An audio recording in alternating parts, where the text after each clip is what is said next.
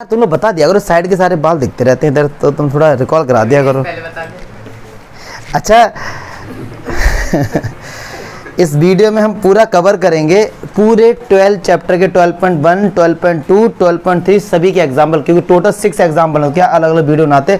और intro part सारा हमने बता ही दिया, हर एक्सरसाइज का पूरा इंट्रो पार्ट मैंने बता रखा है आपको, तो क्वेश्चन करने में बड़ा मजा आएगा। पहला एग्जाम्पल देखते हैं, वो ये कह रहे थे कॉस्ट ऑफ फेंसिंग। देखो फेंसिंग की बात आ रही है, मतलब पेरीमीटर की बात आ रही है। तो the cost of fencing a circular field, एक सर्कुलर फील्ड है भाई इस तरीके से, इसकी तरफ फेंसिंग कर रहे हैं, मतलब चारों तरफ कुछ तार लगा रहे हैं, बाउंड्री कुछ भी कर रहे हैं जिससे कोई अंदर ना आ पाए। The cost of fencing a circular field at a rate of 24 rupees per metre. मतलब इस ग्राउंड में एक सर्कुलर फील्ड है, आपने इससे फेंसिंग की है, तो जो फेंसिंग करने वाला आया ना, तो उसने अपने रेट बताए कि भैया 1 मीटर तक की अगर आप मुझसे फेंसिंग करवाओगे तो मैं आपसे 24 रुपये लूंगा। सबको इसका 1 मीटर समझाने के लिए, मान लो यहाँ से लेके यहाँ तक ये 1 मीटर है, इतने की अगर वो फेंसिंग करेगा तो वो आपसे 24 रुपये ले लेगा। कितना रुपये ले लेगा? और जब उसने पूरे में फेंसिंग कर दी तो टोटल रुपए कितने लिए उसने? 5280। कितने लिए टोटल? पक्की बात है। तो ये सर्कुलर फील्ड है तो इसकी कुछ ना कुछ रेडियस भी होगी, मान लो क्या है r। ठीक है, तो एक बात बताइए आप जरा मुझे कि 2 पाई r क्या हो गया इस सर्कल का? पेरीमीटर, सर्कमफेरेंस हो गया या फिर पेरीमीटर हो गया। चलो अब सुनो सुनो ध्यान से रहा, 1 मीटर की मतलब 24 रुपए उसने जब लिए हैं तब 1 मीटर की फेंसिंग की है। देसी तरीके से सॉल्व करेंगे कंसेप्ट के साथ। 24 रुपए जब लिए हैं तो फेंसिंग कितनी की है? 1 मीटर। और टोटल रुपए कितने दिए हैं? तो कितने मीटर करी होगी? इसका इसके साथ मल्टीप्लाई 1 के साथ और 24 से डिवाइड। तो डिवाइड में देख के लिख देता हूँ, कितना आ रहा है? 220। तो ये 220 मीटर जो आया है, क्या ये इस सर्कल का पेरीमीटर नहीं हो गया? इंट्रो पार्ट में यही तो भैया मैंने बताया था कि अगर एक एप्पल 10 रुपए का है और आपने 150 रुपए के एप्पल लिए, तो कितने एप्पल लिए? डिवाइड किया ना। तो 1 मीटर के अगर 24 रुपए और टोटल जब उसने फेंसिंग की तो उसको आपने इतने रुपए दिए, तो पेरीमीटर कितना हो गया? 220 मीटर। चमका? तो क्या 220 मीटर 2 पाई r नहीं हो गया? यस और नो? तो 2 पाई r कितना हो गया? 220। और पाई की वैल्यू कितनी थी? 22/7 r 220। 22 से ही मैंने काट दिया, कितनी बार गया? 2 से मैंने ये काट दिया 5 टाइम, और 7 5 जा 5 7 जा 35 मीटर। तो r कितना आ गया? इसकी रेडियस कितनी आ गई? 35 मीटर। सही आ रहा आंसर एकदम। चलिए अब आगे बढ़ते हैं। कह रहे थे field is to be ploughed at a rate of 0.50 per metre square. Find the cost of the plying the field. अब सुनो भैया, अब मैंने क्या कहा, ये खेत ऐसे ही पड़ा था, तो मैंने भैया 2-3 किसान को ले गया, मैंने कहा प्लाव कर। प्लाव मिस होता ना वो, हाँ जोतना। तो अब उन्होंने क्या किया कि लोग ले गए, उन्होंने कहा कि यार हम 1 मीटर स्क्वायर का अगर खेत आपका प्लाव करेंगे, उससे ना प्लाव बोलते हैं, कंफ्यूज मतलब कुछ बच्चे प्लाव, कुछ भी जो करेक्ट प्रोनाउंसिएशन प्लाव है इसका, ठीक है। तो 1 मीटर स्क्वायर का अगर हम एरिया प्लाव करेंगे तो हम आपसे इतने रुपए लेंगे। आ रही बात समझ में? 1 मीटर स्क्वायर का मतलब 1 मीटर स्क्वायर मान लो ये रहा, या किसी भी शेप में हो सकता है, इस शेप में हो सकता है। इतना उन्होंने खेत को प्लाव किया और कितने रुपए ले गए? इतने रुपए ले गए, मतलब 58 ले गए, 58 ले गए, 58, हाँ ठीक, इतने ले गए। तो बताओ भैया क्या कह रहे हैं? तो कह रहे हैं तो टोटल कॉस्ट बताओ, कि टोटल कॉस्ट बताइए। तो एक बात सुनो, पहले तो इसका एरिया निकालो सर्कल का, पहले ये पता करो ना कि भैया सर्कल का एरिया कितना है। बात समझ आई ना? तो एरिया ऑफ अ सर्कल, ये सारी बातें समझ में आनी चाहिए कि कैसे हमको एरिया फाइंड करना है। क्या एरिया का था? पाई r स्क्वायर। पाई की वैल्यू 22/7 r कितना है?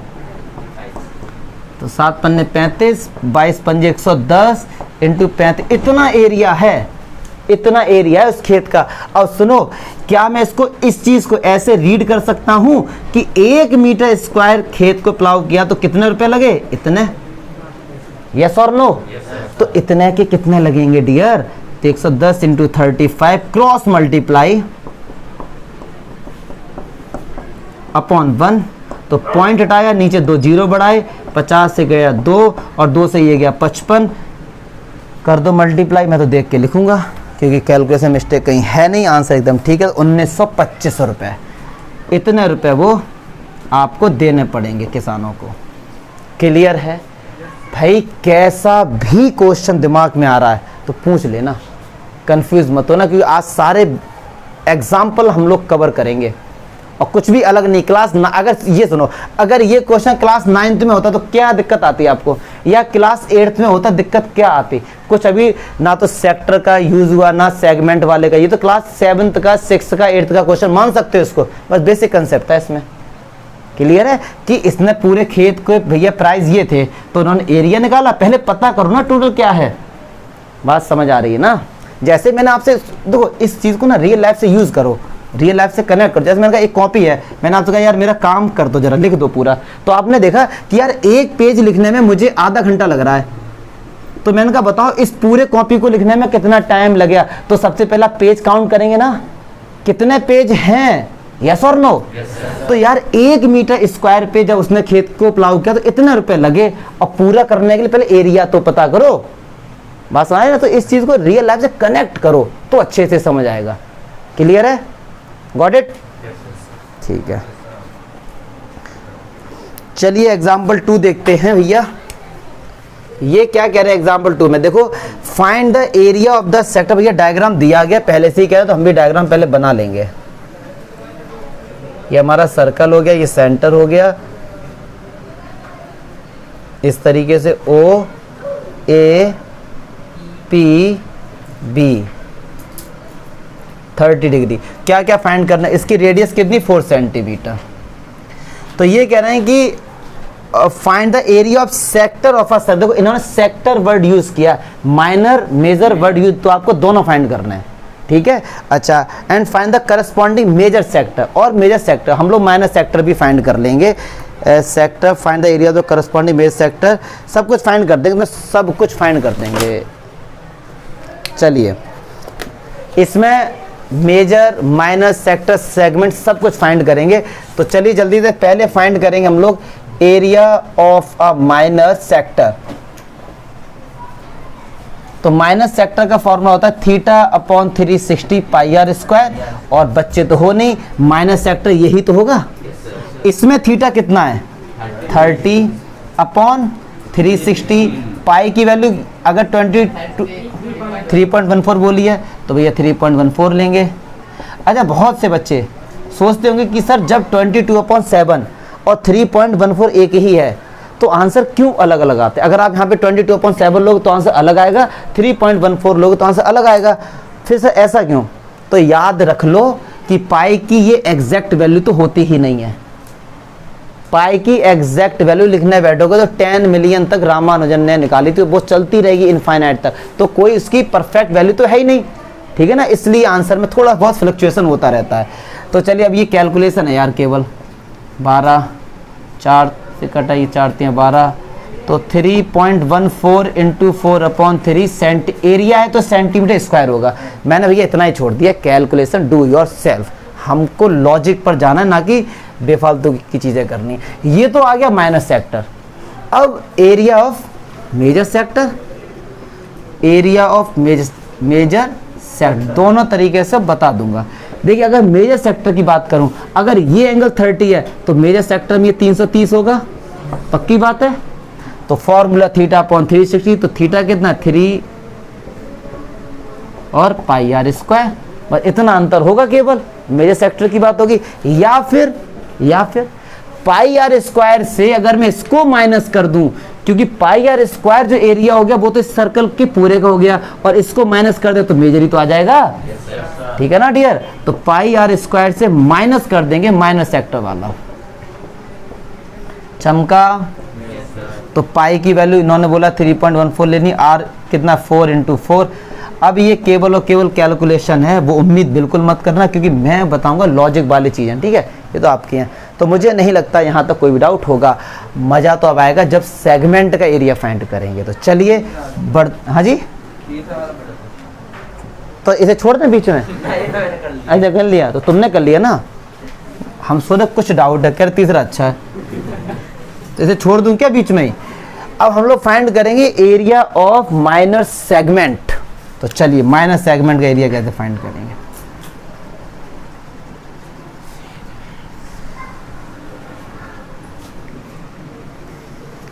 माइनस सेगमेंट यही तो हो गया भैया, पक्की बात है। तो एक बात सुनो, अगर मैं माइनर सेक्टर का एरिया निकालूं और उसमें से इस ट्रायंगल का एरिया माइनस कर दूं तो क्या हमारे पास माइनस सेगमेंट नहीं आ जाएगा? यस और नो? इसमें बोला नहीं है क्वेश्चन में, लेकिन हम लोग कर रहे हैं नॉलेज के लिए। अब सुनो ध्यान से सुनेंगे यार। कैसे मैं लिखूं? क्या अगर मैं ऐसे लिखूं, एरिया ऑफ माइनर सेक्टर से माइनस कर दूं एरिया ऑफ ट्रायंगल OAB, तो क्या कोई दिक्कत? क्या कोई दिक्कत? और सुनो, अगर ये 4 है तो ये भी 4 होगी, रेडियस है, तो क्या OAB आइसोसेलेस ट्रायंगल नहीं हो गया? यस और नो? तो यार एरिया ऑफ माइनस सेक्टर तो ये रहा, और अगर आपको आइसोसेलेस ट्रायंगल के एरिया का फॉर्मूला नहीं आता तो बहुत गलत बात है। b/4 रूट में 4a² माइनस b²। अब बड़ी कंफ्यूजन कि सर a और b क्या होता है। a वो साइड होती है जो इक्वल होती है, a वो साइड होती है जो इक्वल होती है, और b वो साइड होती है जो अनइक्वल होती है। अब एक और समस्या आ गई, पूछो क्या? कि सर a b तो पता ही नहीं हमको, इसीलिए तो इंपॉर्टेंट क्वेश्चन है ये, इसीलिए इंपॉर्टेंट क्वेश्चन, इसमें लॉजिक लगेगा। ठीक है, देखते हैं, जबकि ये कायदे में ऐसा क्वेश्चन 3 है आपका एग्जाम्पल, लेकिन हम इसी में लॉजिक लगा देंगे क्योंकि हम पढ़ रहे हैं नॉलेज के लिए। ठीक है डियर, तो चलिए अब एक क्वेश्चन ये आ गया कि सर ए बी कैसे निकाला है। ये बड़ी समस्या आ गई कि ए बी कैसे निकाला है, तो अब देखते हैं ए बी हम लोग कैसे निकालेंगे। अगर मैं काम करता हूं, क्या एल्टीट्यूड अगर हम ड्रॉ कर दें यहां से इस तरीके से, ये 90 डिग्री का, क्लियर है, तो ये एंगल 15 हो जाएगा, कितना हो जाएगा? 15 हो जाएगा। ये एंगल कितना हो जाएगा? 75 हो जाएगा, क्योंकि ये तो 90 है ही। अब एक डाउट हो गया, पता है क्या? अब ना तो हमको टेबल में 75 की वैल्यू पता है, ना हमको टेबल में 15 डिग्री की वैल्यू पता है। अब सुनो, तो अब आपको जब भी ऐसे क्वेश्चन मिलेंगे, ध्यान से सुनो जरा, ध्यान से, जब भी ऐसे क्वेश्चन मिलेंगे तो इधर एक ऐसा एंगल मिलेगा कि जिसका अगर आप हाफ करोगे तो वो भी टेबल में होगा, या तो 60 मिलेगा, 60 का हाफ 30 टेबल में, या फिर 90 मिलेगा, 90 का हाफ क्या है? 45, वो भी टेबल में। तो अब मैं इससे कैसे करूं? इस तरीके का ये क्वेश्चन नंबर 3, और देखो वहां पे एंगल दिया गया है सिंपल वाला, जिससे हो जाएगा। लेकिन लेकिन लेकिन लेकिन अब जब बोला है तो हम करेंगे। मैंने एक और तरीका बताया था मेजर सेक्टर का एरिया फाइंड करने का, अगर याद आ रहा हो, θ/360 πr², ये तो एरिया हो गया माइनस सेक्टर का, -1/2 r² sin थीटा। अगर याद आ रहा हो डायरेक्ट करो, सीधे आंसर आएगा। θ/360 πr² की वैल्यू तो ये रही, और 1/2 r² मतलब 4 का स्क्वायर, और थीटा कितना है? 30, और साइन 30 कितना होता है? 1/2। यस और नो? क्लियर है? तो एक क्वेश्चन आ रहा हो कि सर अभी आपने जो परपेंडिकुलर ड्रॉ उस तरीके से आपने क्यों नहीं बताया? ठीक है ना सर, उस तरीके से अगला क्वेश्चन में उस तरीके से ही बताऊंगा, क्योंकि अगर मैं यहां से परपेंडिकुलर ड्रॉ करता हूं तो ये 15 हो जाएगा और ये 75 हो जाएगा। 15 और 75 आपके क्वेश्चन में नहीं है, इसीलिए इस एग्जाम्पल में आपसे सेगमेंट नहीं पूछा गया है। आप देख लो, वो तो मैं बता रहा हूं नॉलेज के लिए, इसीलिए इसमें सेगमेंट पूछा नहीं गया है। ठीक है, 15 डिग्री 75 क्लास 11 में हम लोग निकालना सीखेंगे। तो ये निकल के आ गया हमारे पास माइनर सेगमेंट। अब कोई आपसे कहता है मेजर सेगमेंट बताओ, तो πr² में से इसको माइनस कर देना। क्लियर है ना? मेजर सेगमेंट, ये तो मैं खुद से बता रहा हूं, क्वेश्चन में तो बोला ही नहीं है, क्वेश्चन में तो केवल सेक्टर पूछा था। मेजर सेगमेंट क्या होगा? πr² में से ये पूरा माइनस कर देना, पूरा ये। क्लियर है? अब करेंगे क्वेश्चन नंबर 3। ठीक है डियर, तो लिख लो इसको जरा, मैंने सब कुछ बता दिया, इसमें चारों चीज़ें। अब यार ये क्वेश्चन, इसमें सेगमेंट A/B का एरिया फाइंड करना, मतलब ये वाला। तो पहले तो एक चीज़ जान लो, ये कभी एग्जाम में नहीं आ सकता इस बार, क्योंकि इस बार जिसके बीच में एंगल 120 है वो एग्जाम से हट चुका है, सिलेबस से हट चुका है, पहली चीज़। तो मैं भी एक काम करता हूँ, 120 की जगह 90 ले लेता हूँ, यहाँ पे 90 तक आएंगे। 120 वाला सिलेबस से हट गया, तो मतलब और सिंपल हो गई कैलकुलेशन। तो क्या आप लोग 120 वाला देखना चाहते हो या फिर 90 वाला? मुझे पता है आप लोग 90 के देखोगे।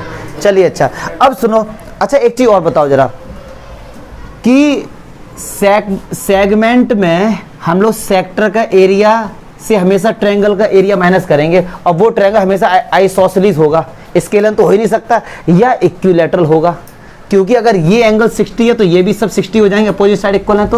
तो क्वेश्चन में ऑब्जेक्टिव में आ जाता है कि माइनस सेगमेंट का जब एरिया फाइंड करते हैं ना, तो माइनस सेक्टर से माइनस करते हैं ट्रायंगल को, तो क्या वो कभी स्केलन हो सकता है? तो आपका आंसर होगा नो। रीजन क्यों? रीजन तो भैया दो रेडियस है, रेडियस की लेंथ हमेशा इक्वल होती है, ठीक है, या तो आइसोसेलेस या फिर इक्विलैटरल। चलिए अच्छा, तो अब एरिया फाइंड करते हैं सेगमेंट का। तो एक काम करते हैं, अगर डायरेक्ट मेथड से हमने किया तो एक लाइन में आंसर आ जाएगा। देखो जरा area of segment A Y B, तो क्या करेंगे?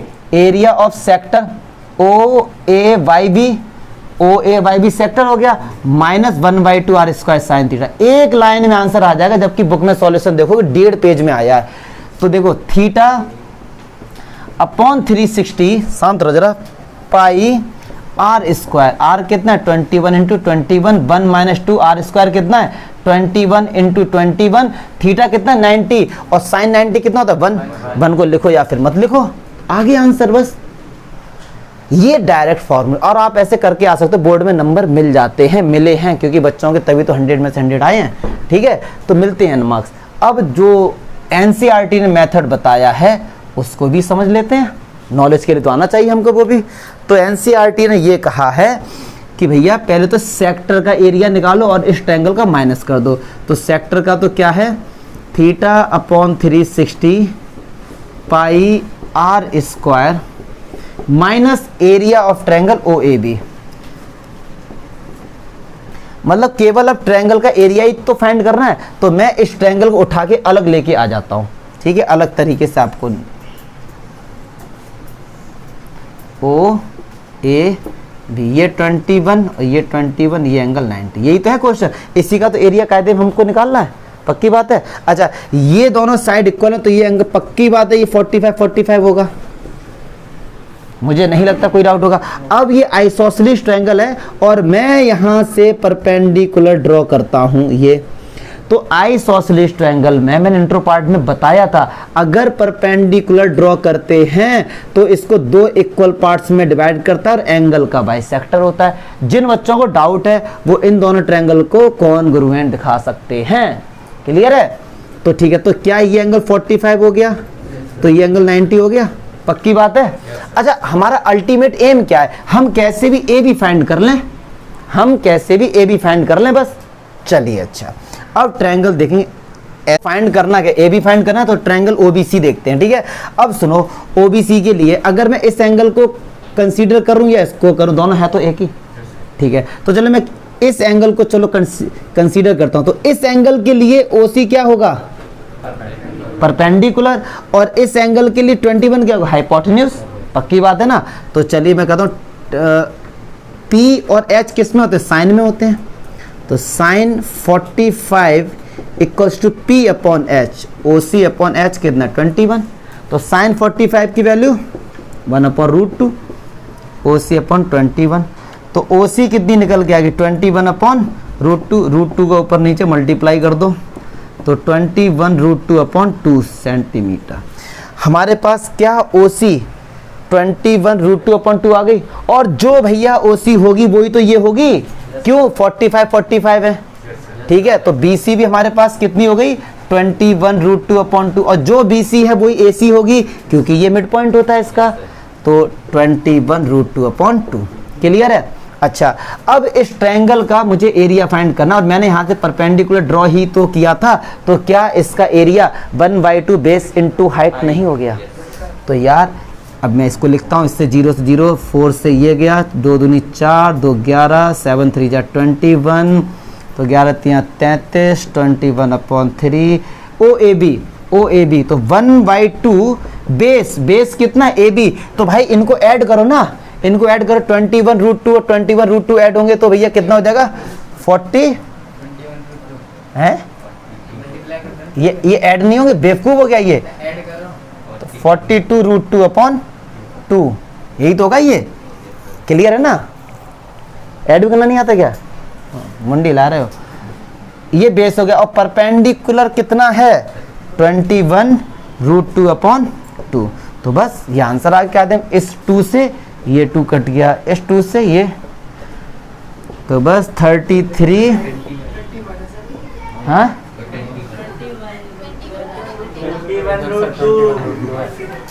क्या कह रहा है, अच्छा क्या बात है, क्या बात, ये तो ये मैंने लॉजिक लगा दिया इसका। क्या बात है, मैंने इस 2 से ये 2 काट दिया, संगति का असर है। तो 21√2 का 21√2 के साथ होगा, तो 21 का 21 के साथ होगा, √2 का √2 के साथ 2/4। डू योर सेल्फ, एरिया है तो स्क्वायर में आएगा, क्लियर है।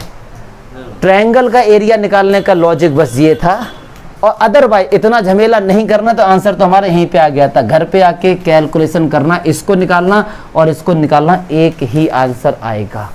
ठीक है, तो आप सोच रहे होंगे कि सर जब ये इतना सिंपल, इतना ये सब क्यों, तो अकॉर्डिंग टू एनसीईआरटी बता दिया मैंने, क्योंकि हम नंबर के लिए तो पढ़ते ही नहीं है बिल्कुल भी, हम पढ़ते नॉलेज के लिए, तो इसलिए सारी बातें हमने बता दी आपको, जो आपको अच्छा लगा आप कर लेना। क्लियर है, आगे बढ़े, नो डाउट।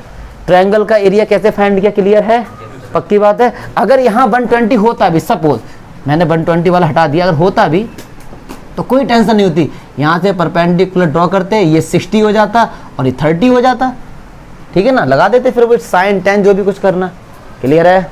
या फिर अगर ये साइड जब हमको पता लग गई थी, ये वाली साइड, तो 2 साइड पहले से ही पता थी, तो आइसोसेलेस ट्रायंगल का एरिया फाइंड कर दे, b/4 रूट में 4a² - b इसको इससे भी कर देते। ठीक है, तो जैसा करना चाहो वैसा कर लो, बस कई सारे तरीके अपने पास। तो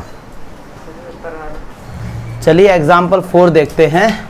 अच्छा क्वेश्चन है भाई, ये भी कह रहे हैं डायग्राम दिया गया, पहले तो डायग्राम बनाते हैं सुंदर सा एक।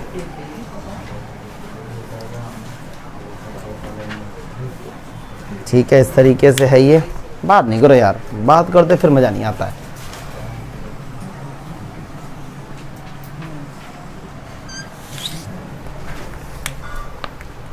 इसका नाम दिया गया है ABCD।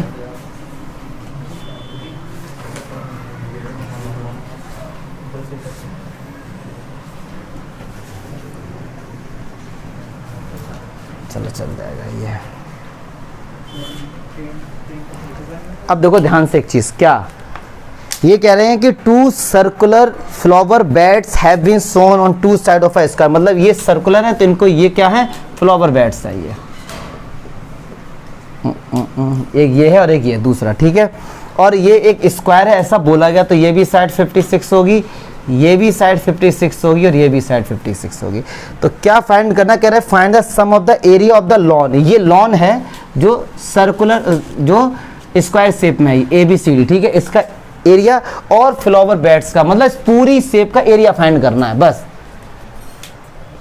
देखो सुनो क्या क्या फाइंड करना है। ये जो स्क्वायर शेप में ये लॉन है, ठीक है, और ये फ्लावर बेड्स है। कह रहे हैं आपको क्या फाइंड करना है, सभी का एरिया फाइंड करना है। अब एक बात सुनो ध्यान से सुनना, एनसीईआरटी में इसके 2 सॉल्यूशन बताए गए, मैं भी दोनों ही बता दूंगा। एक सिंपल वाला पहले देखते हैं। अगर मैं आपसे कहूं केवल आप इसको देखो, सेक्टर OAB, इसको देखो, दिख रहा है, ये हमारे पास क्या है, स्क्वायर है, पक्की बात है। तो ये एंगल कितना होगा, 90 होगा, पक्की बात है, क्योंकि स्क्वायर के जो डायगोनल्स होते हैं वो बाइसेक्ट करते हैं 90 पर। और पक्की बात है अगर ये एंगल 90 तो ये 45 होंगे। अच्छा जी, क्या मैं इस सेक्टर का एरिया निकाल सकता हूँ θ/360 πr² से? हमको केवल रेडियस फाइंड करनी, वो अभी हम लोग फाइंड कर लेंगे, ठीक है। ऐसे ही मैं इस सेक्टर का भी एरिया निकाल सकता हूँ, और इस ट्रायंगल का और इस ट्रायंगल का सबको ऐड कर दूंगा, तो क्या पूरे का एरिया नहीं आ जाएगा निकल के? तो सबसे बड़ी बात पहले आ रही कि भैया इनकी रेडियस तो निकालो, मतलब ये चीज, ये देखा जाए कायदे में इसकी रेडियस ही तो होगी है, क्योंकि उन्होंने बोला गया है ऐसा, ठीक है। तो चलिए अच्छा देखते हैं ये चीज, क्योंकि ऐसा बोला गया कि वो सेंटर है। ओ क्वेश्चन पढ़ लो सही से। तो अच्छा एक बात देखिए, ट्रायंगल BCD को देखो, BCD को ध्यान से देखिए, क्या ये एंगल 90 होगा? 90 के सामने वाला हाइपोटेन्यूज, तो BD का होल स्क्वायर इक्वल्स टू 56 का होल स्क्वायर प्लस 56 का होल स्क्वायर, यस और नो? पक्की बात है। चलिए तो 56 का होल स्क्वायर, तो ये कितना देगा, 2 × 56 का होल स्क्वायर, यस और नो, ऐड कर लिया। और हमको बी डी फाइंड करना, तो बी डी का स्क्वायर हटेगा इस तरफ, क्या जाएगा निकल के अंडर रूट, तो क्या 56√2 आ गया। देखो मैंने एक क्या किया कि इसका स्क्वायर ओपन नहीं किया, आप कर सकते थे क्योंकि फ्यूचर प्लानिंग हमको पता है स्क्वायर हटेगा तो अंडर रूट आएगा, ये इससे हट जाएगा, ठीक है ना, इसलिए ना अब स्क्वायर करते कितना लेंदी हो जाता। तो बी डी हमारे पास निकल के आ गई ये, लेकिन हमको तो ओ बी फाइंड करना है, तो हाफ ही तो होगी बी डी, अगर डायामीटर है तो ओ बी कितनी हो गई 56√2/2, तो क्या 28 दूनी 56, क्या ये हो गया, क्लियर है, क्लियर है, कोई डाउट है छब्बो, कुछ डाउट है, ठीक है आगे बढ़े फिर। अरे मार्कर तो दे दिया करो, वो भी चोरी कर लेते यार। चलो देखो अच्छा, अब सुनिए मैं निकालता हूँ एरिया। मैं पहले इस ये 1 है, ये 2 है, ये 3 है और ये 4, इन चारों का एरिया निकाल के ऐड कर सकता हूँ, तो ठीक है। तो यहाँ पे ऐसे लिख, आप ऐसे भी एरिया ऑफ दिस, इसका एरिया, तो देख क्या होगा θ/360, पाई क्या बोला है, कुछ नहीं बोला, मैं ये ले लेता हूँ आर स्क्वायर, आर कितना है 28√2 इंटू 28√2, क्लियर है। ये इस पूरे का निकल के आ गया, इस पूरे का एरिया सेक्टर का, यस और नो। अच्छा जो एरिया इसका होगा वही तो एरिया सेकंड का होगा, पक्की बात है। तो सेम हम यहाँ पे लिख देंगे एरिया ऑफ सेकंड का भी यही हो जाएगा। चलो लिख ही देता हूँ, केवल और केवल मानसी आपको कैलकुलेशन मिलेगी इस टाइप के क्वेश्चन में, लॉजिक कुछ नहीं है। अच्छा अब मैं निकालता हूँ एरिया ऑफ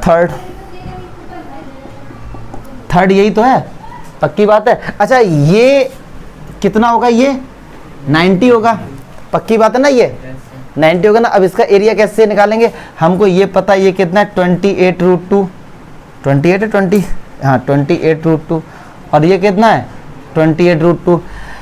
भैया ये साइड हमको पता है, ये 28√2, ये 28√2, तो या तो लगा दो आप आइसोसेलेस ट्रायंगल का। लेकिन क्यों लगाएं आइसोसेलेस का, अगर ये एंगल 90 है तो 1/2 बेस इंटू हाइट लगाओ ना, कितना सिंपल हो जाएगा, ठीक है ना। अगर मैं इस ट्रायंगल को देखूं, ये एंगल 90 है तो ये परपेंडिकुलर और ये बेस, तो 1/2 बेस इंटू हाइट, क्लियर है। और जो थर्ड का होगा वही तो फोर्थ का होगा, तो बस अब भैया कुछ नहीं करना, केवल जोड़ा जाड़ी करनी बस इनकी, बस, और उसमें तो आप माहिर हो। आ रही बात समझ में, कोई डाउट हुआ इसमें तो बताओ जरा मुझे, पक्की बात है।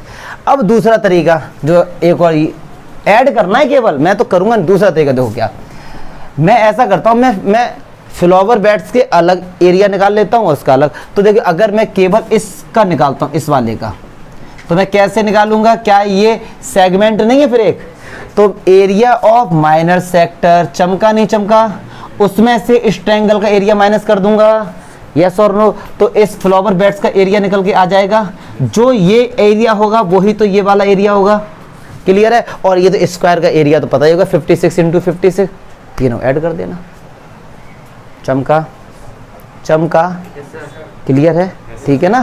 तो इसके हमने क्या किया, एक साथ निकाल दिया, उन्होंने पहले इसका अलग निकाला, वही इसका निकाला, फिर ये तो एक लॉन क्या एक स्क्वायर है, इसका निकाल देंगे।